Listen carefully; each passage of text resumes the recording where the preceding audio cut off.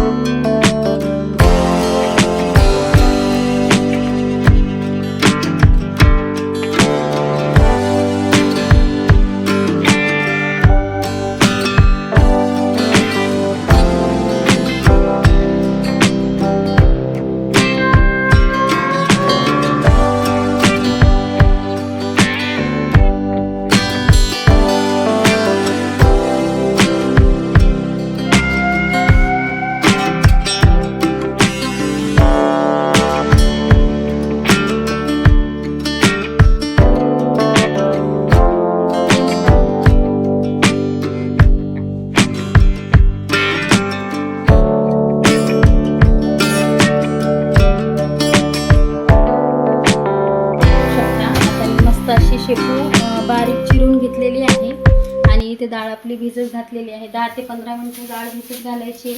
आणि एक टोमॅटो घेतलाय आणि 3 ते 4 मिरच्या घेणार आहे मी इथे. थोड्याशा 4 मिरच्या घेणार आहे आणि लसूण घेणार आहे. दाखवते.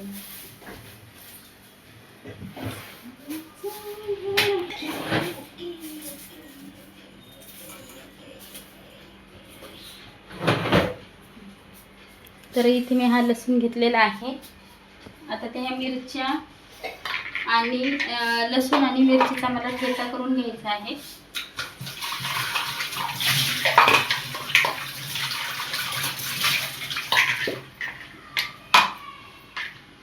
तर आता ह्या मिरचीचे मी देठ काढून घेणार. हे बघा,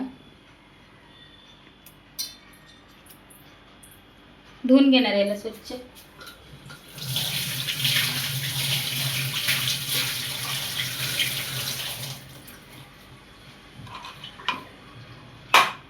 त्याच्यामध्ये मी लसणाच्या पाकळ्या टाकणार 2 ते 3.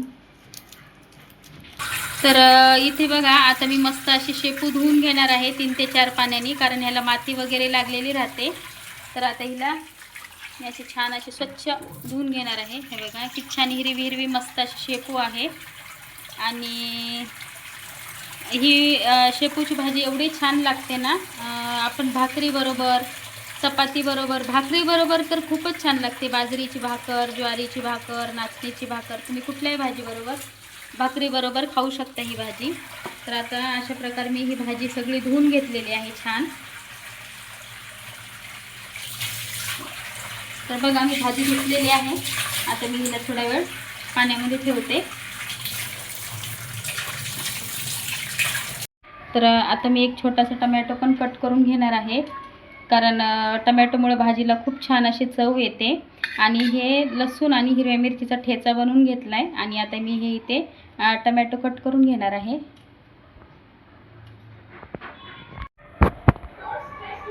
आता इथे मी कढई ठेवलेली आहे गरम करायला.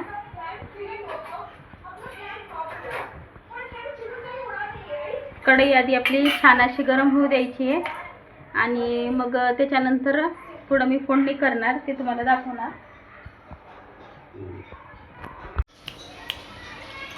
तर आता मी ते एक ताट घेतलेली आहे कढई गरम होईपर्यंत.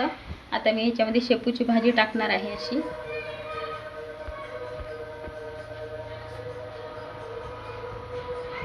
तुम्ही ही पण स्टेप फॉलो करू शकता, आणि किंवा मी बोलली ती पण तुम्ही स्टेप फॉलो करू शकता.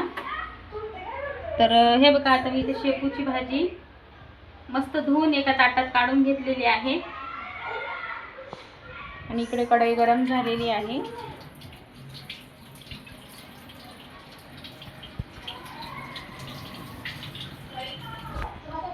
आता मी ह्याच्यामध्ये मुगाची डाळ टाकणार आहे. याच्यावरती मुगाची डाळ टाकून घ्यायची आपल्याला.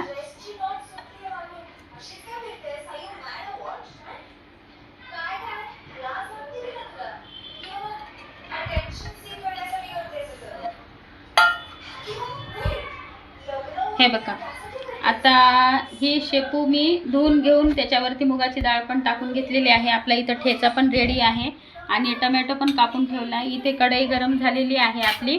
आता मी ह्याच्यावरती मसाला म्हणजे सॉरी हळद वगैरे टाकून घेणार, ते तुम्हाला दाखवते थांबा.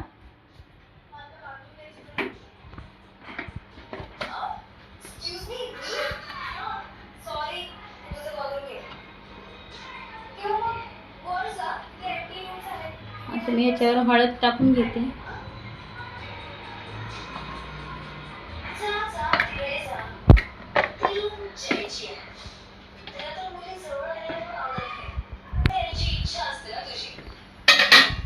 तर बघा इथे आपलं आता तेल असं गरम होतंय मस्त.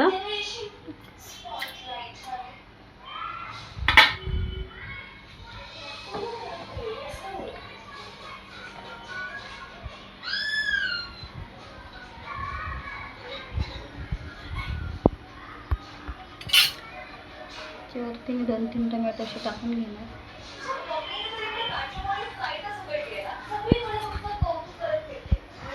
तर आता ह्याच्यामध्ये जिरे टाकून घेणार मी. तेल गरम झालंय, बघू शकता. हे बघा, जिरं आपलं छान असं फुललंय.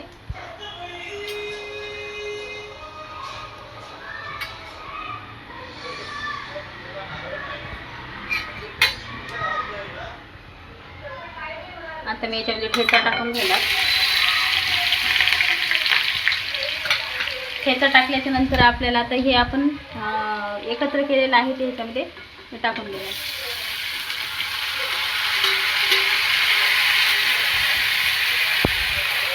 आणि लगेच त्याच्यावर तुम्ही टमॅटो पण टाकून देणार.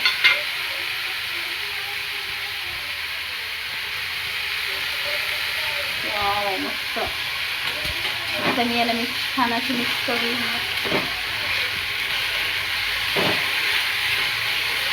अशा प्रकारे भाजी करून बघा, खूप छान लागते, खूप छान टेस्ट असते भाजीची. एक नंबर लागते भाजी. भाकरीने तर एकदम छान लागते. थांबा, मी मीठ टाकायचं आहे, बाकी आहे आपल्याला अजून. मी मीठ टाकणार. टमॅटो कशामुळे टाकला, कारण थोडंसं आंबूस उन्हाळ्याची भाजी म्हणजे थोडासा आंबटपणा आला तर भाजी खूप छान लागते, त्यासाठी. आणि आता हे बघा, मी मीठ टाकून घेणार आहे ह्याच्यामध्ये. आता मी मिक्स करून घेणार चांगलं. हे बघा, आता मी छान असं मिक्स करून घेणार.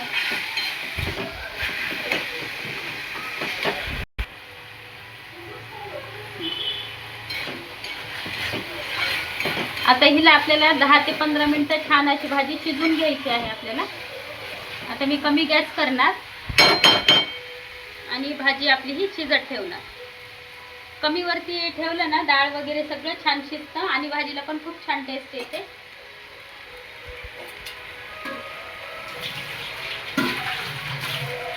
तर बघू शकता, आपली इथे छान अशी भाजी झालेली आहे.